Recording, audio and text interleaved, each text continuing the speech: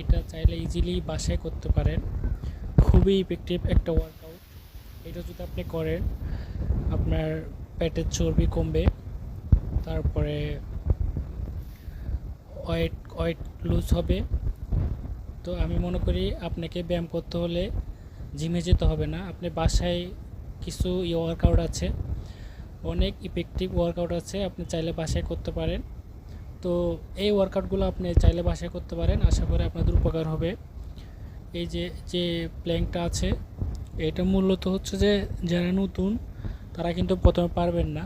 তো ধীরে ধীরে ধীরে ধীরে প্রথমে আমি 1 মিনিট পারতাম না, এখন 1 থেকে 1.5 মিনিট 2 মিনিট অলমোস্ট পারি। আবার যাদের কোমরের সমস্যা আছে চাইলে আপনারা এই ওয়ার্কআউটগুলো করতে পারেন, খুবই উপকার হবে। আপনি একটা জিনিস মাথায় রাখবেন, আপনি যত বেশি ব্যায়ামের দিকে সময় দিবেন তত বেশি আপনাকে ডাক্তারের কাছে যেতে হবে না। সো স্বাস্থ্যের দিকে খেয়াল রাখবেন, মনোযোগী হবেন।